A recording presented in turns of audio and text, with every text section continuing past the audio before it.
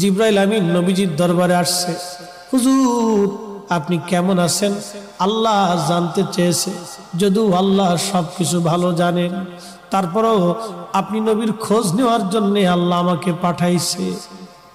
জিবরাইল জীবনের শেষ বারবার আসতেছে। জিবরাইলকে নবীজি বললেন, জিবরাইল আমার কাছে অসুস্থতা লাগে, খারাপ খারাপ লাগে, শরীর ভালো লাগে না। জিবরাইল আমিন চলে গেলেন। পরের দিন আবার আসছে। হুজুর আল্লাহ জানেন, তারপরেও খোঁজ নিতে পাঠাইছে। কেমন আছেন গো নবীজি? নবী বলেন, জিবরাইল আমি অসুস্থ। আবার চলে গেলেন জিবরাইল। পরের দিন আবার আসছে। আবার এসে খোঁজ নিয়ে বললেন, হুজুর আপনি কেমন আছেন? নবীজি বললেন, জিবরাইল অসুস্থ আমি। জিবরাইল আবার চলে গেলেন। চতুর্থ দিনের মাথায় জিবরাইল আসছে। একা আসে নাই রে, মালাকুল মউতকে সঙ্গে করে নিয়ে আসছে। আহা, আমাদের কাছে মালাকুল মউত আসবে, জিজ্ঞাসা করে আসবে না, কিন্তু নবীর দরবারে মালাকুল মউত আসছে। এসে নবীজিকে সালাম দিলেন। হুজুর অনুমতি দিলে ভিতরে আসব। নবীজি অনুমতি দিলেন। আল্লাহ জিবরাইল এবং মালাকুল মউত দুইজন নবীজির ঘর মোবারকে তশরিফ রাখলেন। পৃথিবীর একটাই ঘর, যে ঘরে ঢোকার আগে জিবরাইল আজরাইল অনুমতি চায়, তিনি রাহমাতুল লিল আলামিনের ঘর। জোরে জোরে বলা যাবে আল্লাহু আকবার।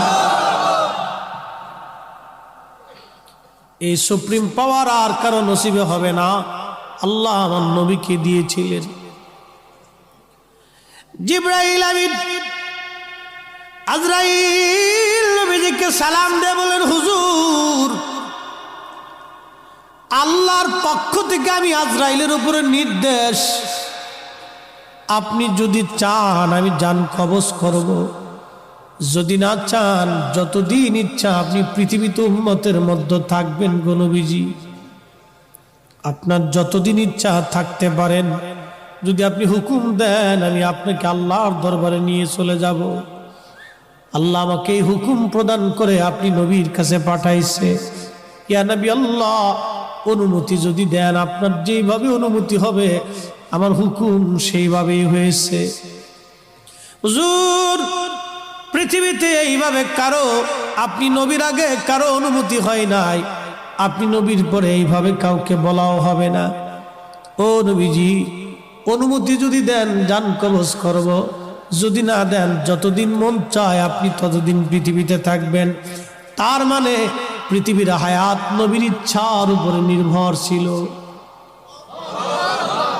কাজটা বললেন কেন? আরো জোরে বলেন। নবী আমার জিবরাইলের দিকে তাকায় বলেন, ভাই জিবরাইল হুকুম কে এরকম? জিবরাইল বলে, হুজুর এইভাবেই তো হুকুম হইছে, আপনি যদি চান যতদিন মন চায় থাকতে পারবেন, চলে যেতে চাইলেও নিয়ে যাওয়া হবে। তবে নবীজি আপনার মাশউক আল্লাহ আপনার দিদারে আগ্রহী হয়ে আছে। আহা হা হা হা, এ জোরে বলা যাবে কি আর রাসূলুল্লাহ? আহা হা, নবীজি কেঁদে ফেললেন। আজরাইল রে আর দেরি কইরো না, পৃথিবীতে আমি আর থাকবো না, আমি আমার মালিকের দিদারে চলে যেতে চাই, আর আমি থাকবো না, মালিকের দিদারে চলে যেতে চাই। আজরাইল আলাইহিস সালাম খুব সতর্কতার সাথে নবীজির বক্ষ মোবারকের উপরে হাত রাখলেন।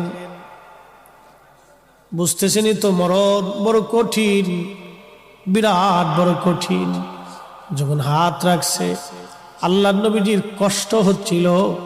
নবীজি ডেকে বলেন, আজরাইল রে আমার তো কষ্ট হয়। আজরাইল বলেন, হুজুর আল্লাহর পক্ষ থেকে আমার উপরে ফরমান, যদি আপনাকে কষ্ট দেয় আমি আজরাইলের জীবন বরবাদ হয়ে যাবে। নবী গো আপনাকে কষ্ট দেওয়া আমার জন্য হারাম। পৃথিবীতে আপনি নবীর মতো এত আশা নেই, জান কবজ আমি কোনোদিন কারো করি নাই, আপনি নবীর পরে আর এত আশা নেই কারো হবে না। নবী গো আল্লাহর ফরমান, সর্বোচ্চ সতর্কতায় আপনার জান কবজ করতেছি। হুজুর একটু ধৈর্যই তো ধরতেই হবে, কষ্ট হবে।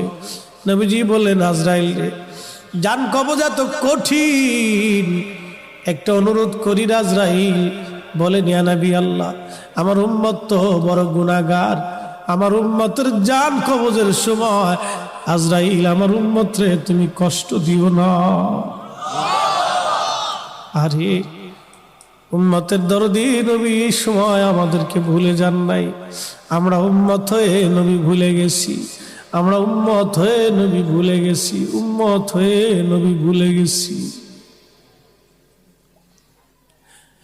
এই সময় নবী আমাদেরকে ভুলে নাই, আমরা উম্মত হয়ে নবী ভুলছি। হায়রে কপাল পোড়া, উম্মত হয়ে নবী ভুলছি। বদনসিব, আমাদের বদনসিব, কপাল বড়ই মন্দ। কি হবে রে আমাদের এই কঠিন মেহশরে, কি হবে রে আমাদের কবরের জিন্দেগিতে, কি হবে রে কঠিন মৌতে। উপায় কি, উপায় কি, আমাদের উপায় কি?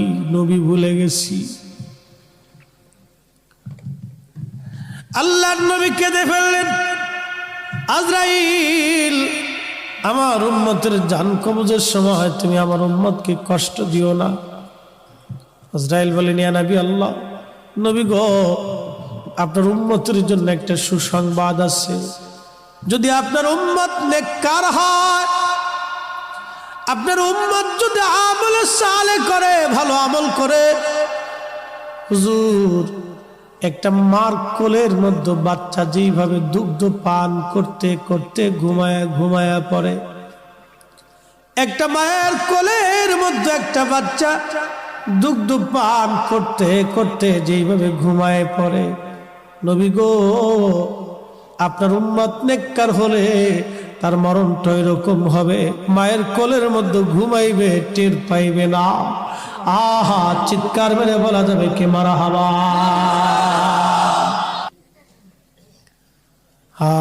মৃত্যুটা বড় কঠিন। নবীজি একদিন বলতেছিলেন সাহাবীরা রে,